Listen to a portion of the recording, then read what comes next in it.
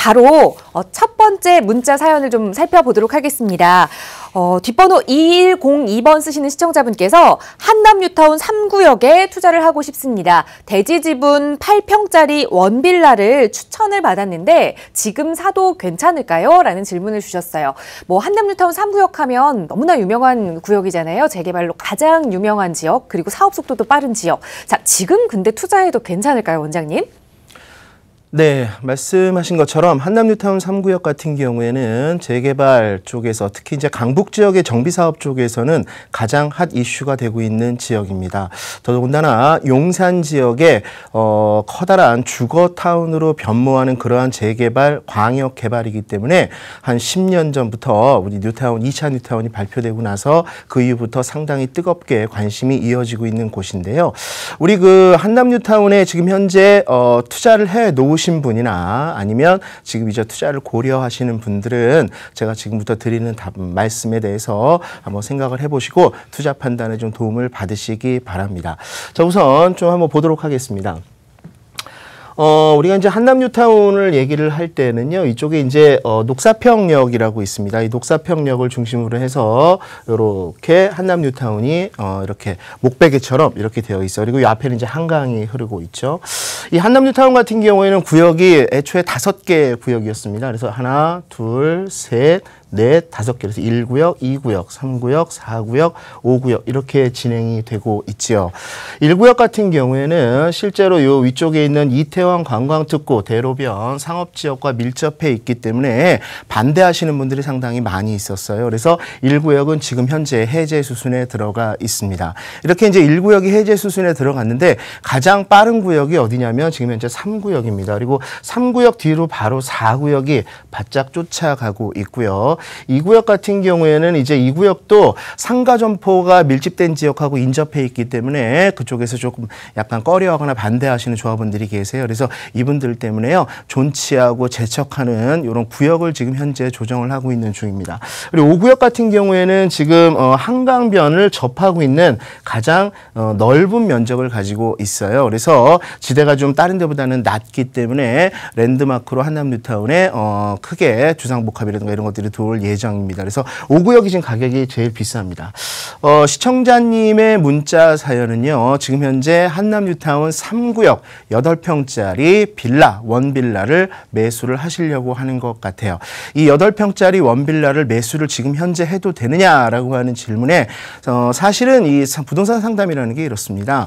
어떤 분들은 같은 구역의 같은 물건이라도 사도 되는 분이 있고요. 그리고 지금 들어가면 안 되는 분이 계시고 또 가지고 계신 분들 중에서도요, 이제는 매도 타이밍이 왔다라고 이렇게 판단을 해드릴 수 있는 분도 계십니다. 그러니까 각자 투자자 여러분들이 가지고 있는 환경이나 컨디션에 따라서 그 부동산 투자에 대한 결정이 달라질 수가 있는 거예요. 이것은 흡사 우리가 이제 아픈 병원에 가죠. 그러면 이제 의사 선생님께서 처방을 내려주는데 그 환자분이 가지고 계신 지금 현재의 지병이라든가 현재 드시고 있는 약 이런 것들에 의해서 다른 처방이 나갈 수 있다라고 하는 것입니다. 한마디로 얘기해서 같은 지역의 같은 물건이라 할지라도 그 대상의 투자자 그분이 가진 컨디션에 따라서 결과가 다르게 나오는데 문자 상담이기 때문에 길게 어떤 컨디션인지는 잘 모르겠지만 현상만 좀 말씀을 드리도록 할게요.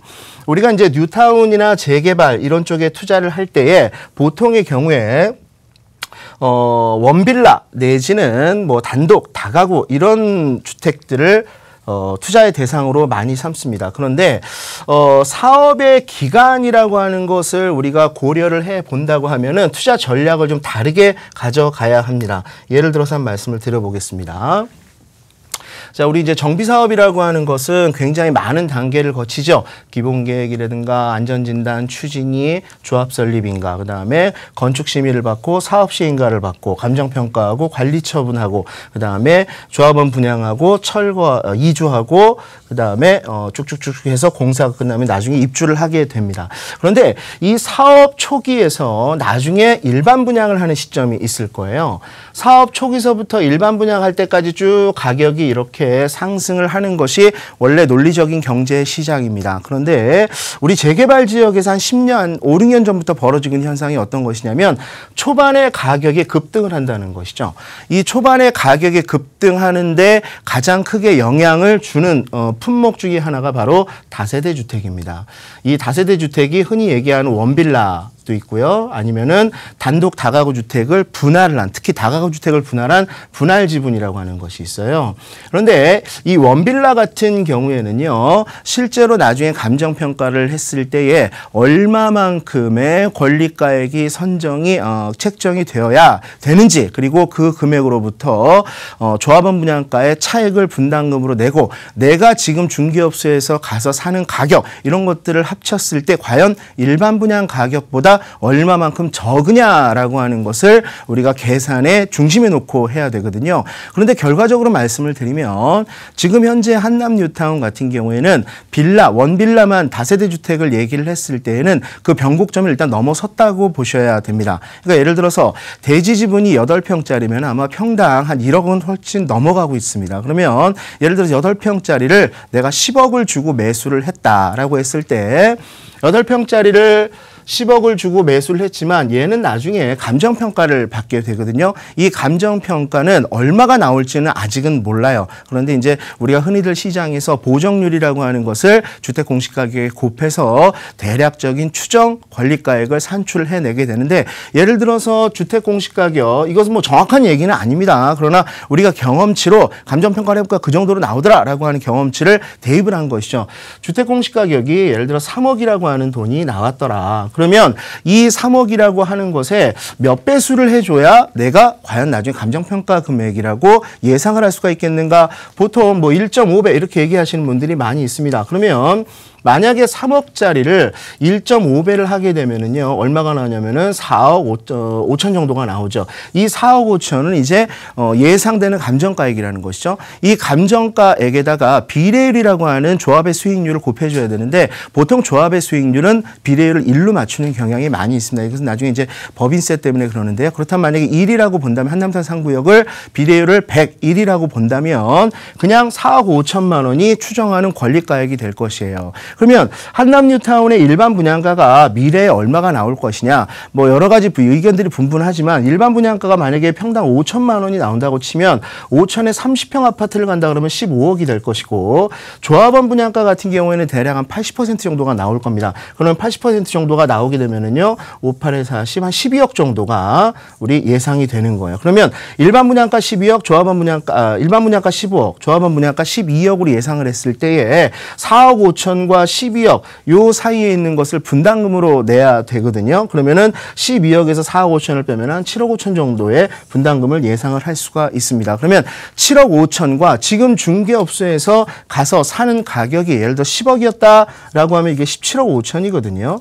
그러면 이 17억 5천만 원과 예상되는 일반 분양가가 15억이었단 말이에요. 그러니까 일반 분양가와 내가 매입하는 원가 자체가 이미 변곡점을 일반 분양가를 넘어섰다라고 하는 결론이 나오는 것이죠. 그래서 지금 한남 뉴타운에 투자하시려고 하는 분들은 어떤 부분을 살펴야 되냐면, 입주 후에, 그러니까는 평당 5천만 원의 분양을 한다 하더라도 입주할 때까지 대략 공사기간 동안 3년 동안 분양권의 프리미엄이 붙을 거란 말이죠. 그것의 폭에 따라서 투자성이 갈리게 되는 것이에요. 그런데 이것은 빌라 같은 경우가 그렇고요. 단독주택이나 다가구주택은 아직까지 그 변곡점을 에서 아직 왔다 갔다 상회하고 있거든요. 하회하고 있거든요. 그래서 제가 보기에는 지금 현재로서는요, 한남 뉴타운 3구역에 들어가시는 데 있어서 8평짜리 빌라에 투자하시는 것보다는 상대적으로 약간의 투자 금액을 늘린다 하더라도 단독 다가구에 투자하시는 것이 조금 낫지 않을까 싶습니다. 네. 이렇게 첫 번째 사연은 한남 뉴타운 3구역에 대해서 좀 이야기 나눠봤는데요. 그 안에서도 주택의 종류에 따라서 좀 투자 가치가 극명하게 갈린다라는 말씀 드렸습니다.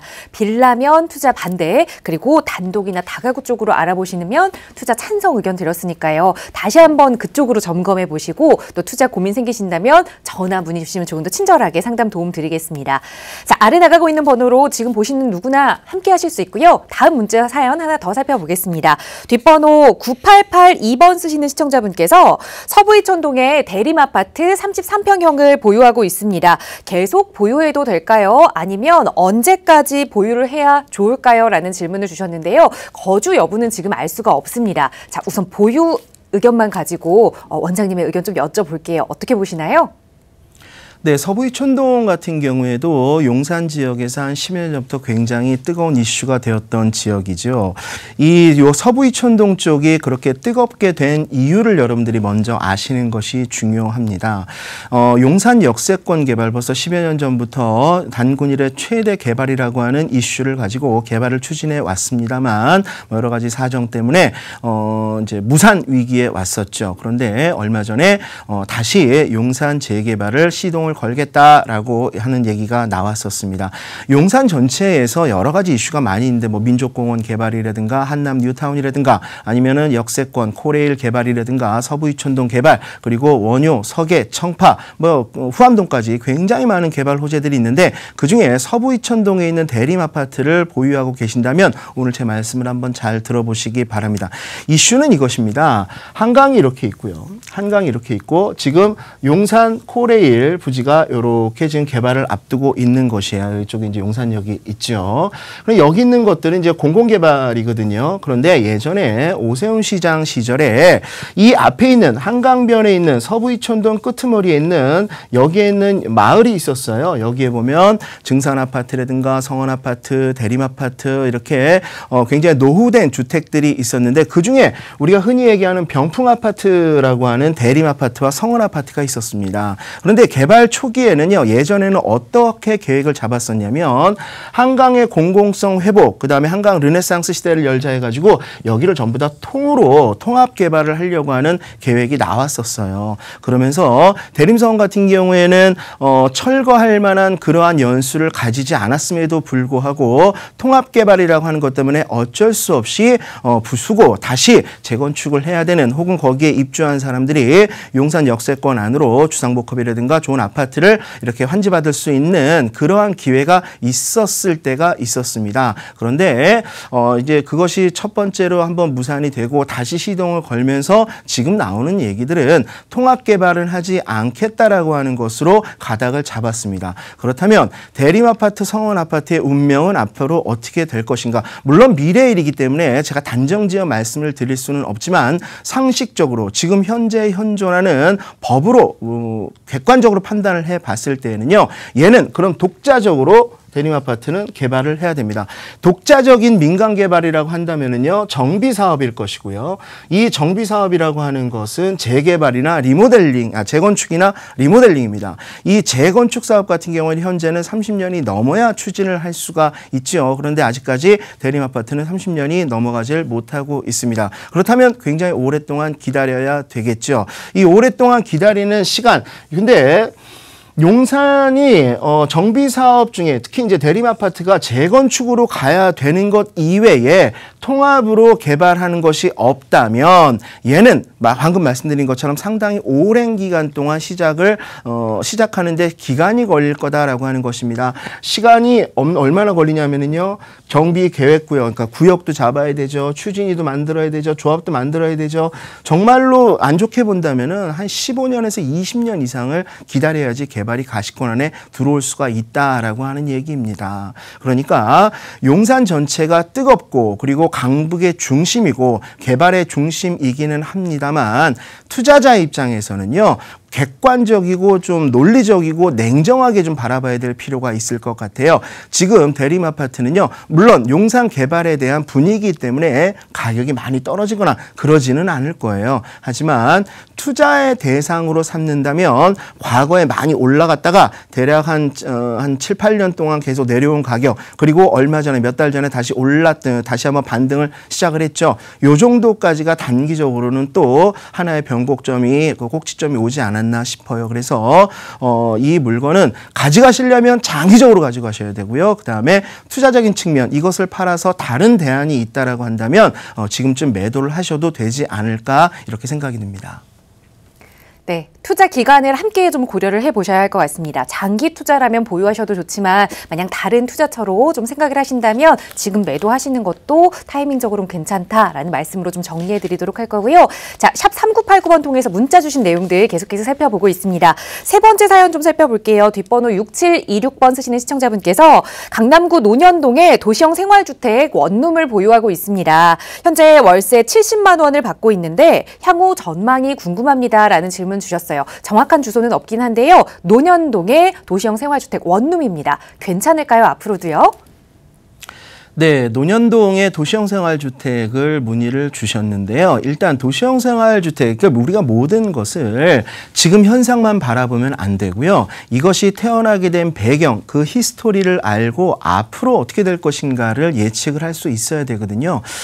일단은 이 도시형 생활주택에 대해서 잠깐 살펴보도록 하겠습니다.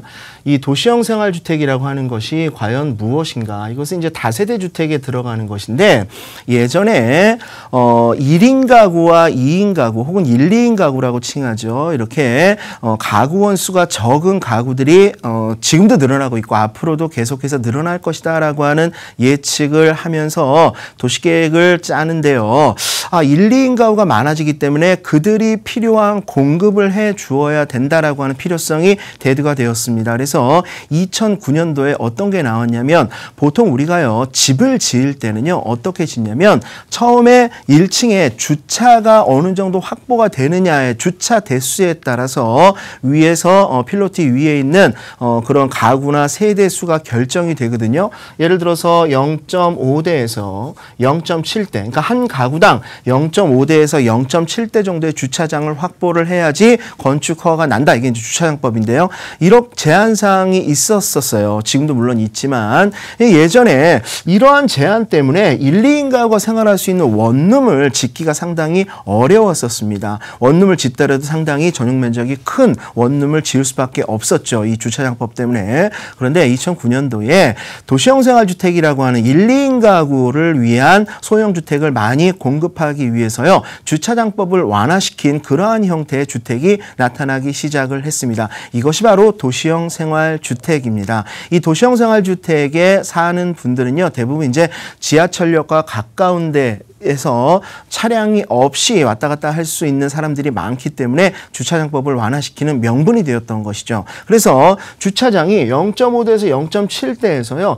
0.2대까지 지자체 조례가에서 완화를 시켜줬어요. 그러니까 다시 말해서 원룸 5세대에 주차는 한 대만 있어도 되는 그러한 결과가 나타난 것이죠. 그때부터 집을 지으려고 하는 사람들이 3룸, 2룸 빌라를 짓지 않고 도시형 생활주택, 즉 원룸, 주차장이 별로 필요 없는 원룸을 짓기 시작을 했고요. 이 원룸은 또한 왜 인기가 있었냐면요.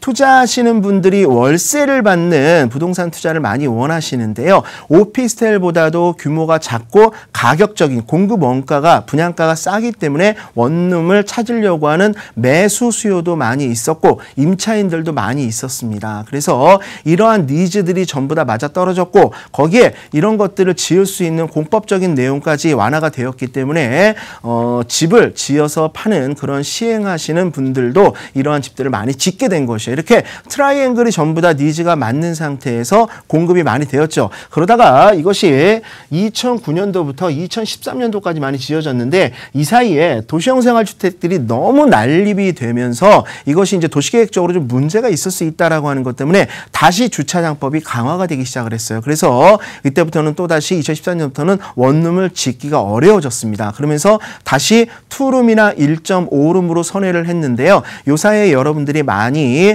임장을 다니시면서 보는 것이 아마도 그래서 투룸일 것입니다. 원룸은 예전에 2009년도에서 2013년도에 준공이 난 것들을 많이 가지고 계실 것이고 아마도 지금 보시는 원룸이라 지금 문의하신 분이 문의하신 것도 아마도 그 사이에 지어진 원룸이지 않을까 싶어요. 그런데 두 가지가 있습니다. 우리가 다세대 주택 원룸을 투자할 때는요. 이것을 월세를 받는 운영 수익으로 갈 것인가 시세 차익을 볼 것인가 이렇게 보셔야 되거든요. 그런데 이 운영 수익은 이제 월세 월세 받는 거잖아요. 이 월세 수익률이요. 지금 내 매매가가 뭐 1억 주고 샀다. 그런데 연 600만 원이 나온다. 그러면 이게 6% 아닙니까? 그런데 이 마지노선이라고 하는 것이 있어요. 월세는 매매가보다 상당히 탄력성, 상승의 탄력성이 떨어집니다. 그러니까 월세를 월 50만 원씩 받다 갑자기 7, 80만 원을 받을 수가 없어요. 그 수준을 유지하는 것만으로도 만족을 해야 될 때가 많이 있습니다. 그렇다면 월세가 고정된 상태에서 내가 매입한 가격 대비 수익률이요 5% 정도 밑으로 떨어져 있는 컨디션이다라고 하면 그 물건은 일단 시세 차익을 내기 어렵습니다. 그리고 또 한편으로는요 월세 수익률도 그닥 높은 것은 아니거든요. 그래서 원룸 같은 경우에는 오피스텔처럼 우리가 월세 수익을 받는 운영 수익으로도 생각할 수 있고 다른 한편으로는 시세 차익을 낼 수도 있지만 어쨌든 원룸 같은 경우에는 월세를 받는 부동산이기 때문에 처음에 시작하는 월세 수익률이 높지 않으면 훗날 환가시키는 시세 차익도 별로 없다라고 하는 것을 여러분들이 반드시 알아두시기 바랍니다. 특히 논현동 같은 경우에 논현동에 투자를 제가 꺼려하는 것은 아닙니다. 잘 살펴보시라고 하는 것인데요. 논현동은 강북에서 들어오는 초입 신사동을 지나서 바로 왼쪽에 있는 동네예요. 그리고 거기는 강북처럼 구릉지가 많이 있습니다. 그래서 밑에는 노선 상업지역부터 준주거지역 3종, 2종, 1종까지 다양하게 분포가 되어 있는 그러한 동네거든요. 그중에서 아마 2종 지역의 물건을 보셨거나 아니면 가지고 계셨을 거예요. 이런 것들이 월세의 수준이 높아지지 않으면 월세가 매년마다 올라가지 않으면 시세 차익을 기대하기 어렵다는 것과 지금 현재 논현동의 월세는 매년 조금씩 하락하고 있는 그런 컨디션을 보이고 있다라고 하는 것도 우리 문자 주신 시청자 여러분들이 좀 알아두시고요. 지금은 원룸을 공략하는 것보다는요. 다른 쪽으로 공략하는 것이 훨씬 더 나으실 것 같아요. 그래서 가지고 계시다면은 매도를 권유해드리고요. 투자를 원한다면은 이것은 약간 피하는 그러한 전략을 좀 가져가시는 것이 나을 듯 같습니다. 네, 조금 아쉬운 답변이긴 하지만 지금 가지고 계시는 상황에서 이 원룸은 내부 타이밍을 잡아보시는 게 좋겠다라는 말씀 드렸고요. 또 투자를 고민하시는 분들도 논현동의 원룸보다는 다른 방향을 설정하시는 게 좋겠다라는 조언 드렸으니까요. 잘 참고하시기 바랍니다. 자, 문자 사연 다음 거 살펴볼게요. 뒷번호 83번 쓰시는 시청자분께서 서초구 서초동 남부터미널 인근에 있는 전용 면적 8평 정도 되는 오피스텔을 전세를 끼고 매수를 하려고 합니다. 괜찮을까요? 라는 질문 주셨어요. 오피스텔을 전세 갭 투자를 좀 생각하고 계시는 것 같아요. 괜찮을까요? 네, 우리가 이제 늘 얘기를 하지만 부동산 투자 상품에 따라서 투자의 전략이나 아니면 분석하는 방법이 달라지게 됩니다. 오피스텔이라고 하는 거는요. 일단 이제 지역과 상품으로 좀 나눠서 보도록 하겠습니다. 오피스텔이라고 하는 상품은요, 어쨌든 월세를 선호하는 임차인을 대상으로 한 그러한 임대차를 기반으로 시세 차익을 바라볼 수가 있는 그러한 물건입니다. 이 오피스텔 같은 경우는 대부분 주상복합이라고 하는 타이틀 안에 들어와 있는 경우가 많은데요. 서초동 남부터미널 인근 같은 경우에는요, 굉장히 직장인 수요도 많고 그리고 터미널이 인근에 있기 때문에 유동인구도 상당히 많이 있습니다. 그리고 주거와 상업이 적절하게 조화가 돼서 교대역과 더불어서 상당히 투자자들의 매력적인 그러한 투자처로 각광을 받고 있습니다. 여기서 이제 한 가지 알아두셔야 될 것이 있는데요. 과연 이러한 오피스텔이 시세 차익이 나려면 어떠한 원인이 있어야 되는가부터 좀 살펴보아야 합니다. 전세 가격이 지금 이제 우리 문자 주신 시청자분은요. 전세를 끼고 하는 투자에 대해서 문의를 주셨는데요. 오피스텔은 월세 부동산인지 전세 부동산인지부터 살펴보아야 될 것 같아요. 물론 월세도 받을 수 있고 전세를 끼고 살 수도 있습니다. 그런데 여러분들 이런 거 한번 생각해 보실까요? 여러분들 그 큰 상업지역 내의 사거리 주요 지역의 역세권에 보면은 주상복합 이 많이 있죠. 이 주상복합 안에 오피스텔들이 있습니다. 주상복합에는 또 아파트도 있죠. 그런데 일반 주상복합 아파트가 일반 아파트보다 어떻게 되죠? 가격 차이가 많이 납니다. 그러니까 일반 대단지로 아파트로만 구성이 된 아파트의 평당 가격과 주상복합 아파트는 상당히 차이가 많이 납니다. 그리고 매매 가격이 주상복합이 조금 상대적으로 낮기 때문에 전세가율도 상당히 높죠. 전세가율이 높다는 것은 매매 가격이 상대적으로 낮다라고 하는 것인데 왜 같은 아파트 타이틀을 가지고 있으면서도 주상복합은 낮고 가격이 낮고 왜 아파트는 높을까요? 여러분들이 한번 생각을 해보시기 바랍니다. 이 오피스텔이라고 하는 것은요. 월세 부동산이 원칙입니다. 월세를 받아야 되는 부동산이죠. 그런데 요 사이에 갭 투자가 유행하기 시작을 하면서 월세를 전세가로 환원시켰을 때에 투자 금액이 조금 들어가고 그다음에 전세가율이 높다라고 하는 장점 때문에 오피스텔을 전세를 끼고 투자하시려고 하는 분들이 상당히 많이 있는 것 같아요. 자, 그런데 예전에 도심지에서요. 종로나 을지로, 퇴계로 이런 데에 나가보면 주상복합 아파트가 매매가 대비 전세가율이 90에서 95%까지 육박을 하는데도 매매 가격이 올라가지 않는 경우들을 본 적이 있으실 겁니다. 요 사이에는 갭 투자가 이제 갭 메우기를 하면서 조금 올라가긴 했지만 도심지에 있는 주상복합 아파트들의 전세가율이 90%가 넘었다라고 하는 경험적인 것들을 우리가 생각을 해 본다면 오피스텔에 전세를 끼고 갭 투자를 하는 것 이것은 저는 개인적으로는 조금 위험하다 싶은 생각도 드는 것이죠. 자, 그리고 이 위험을 해지하는 방법은 하나밖에 없습니다. 논리적으로 전세를 끼고 투자는 할 수 있고요. 반대하는 건 아닙니다만 거기에 대한 위험성을 말씀드리고 싶고 다만 이런 것들이 유효하게 시세 차익이 나려면 거꾸로 상대편에서 상대적으로요. 월세 수익이 나오면 나중에 시세 차익이 가능합니다. 다시 말해서 전세가 매매가가 4억이다. 전세를 3억 5천 주고 샀다. 그래서 5천만 원을 투자를 했다라고 하면 일단 갭 투자는 성공을 했죠. 그런데 이 물건이 그냥 월세를 놨을 때 수익률이 얼마냐라고 하는 것을 여러분들이 먼저 분석을 해보실 필요가 있습니다. 이것이 월세를 놓았을 때의 수익률이 6% 이상이다. 혹은 5.5% 이상이다. 라고 한다면 지금 내가 소액을 가지고 전세를 끼고 갭투자를 해도 아무 상관이 없습니다. 하시라도 월세를 놓으면서 팔면 되거든요. 그런데 전세와 매매가의 갭은 5천만 원밖에 나질 않는데 월세로 만약에 놓았을 때 수익률이 3%나 4% 초반이다. 라고 하면은 그것만큼 위험한 전세, 오피스텔 전세 끼인 갭 투자는 없습니다. 그러니까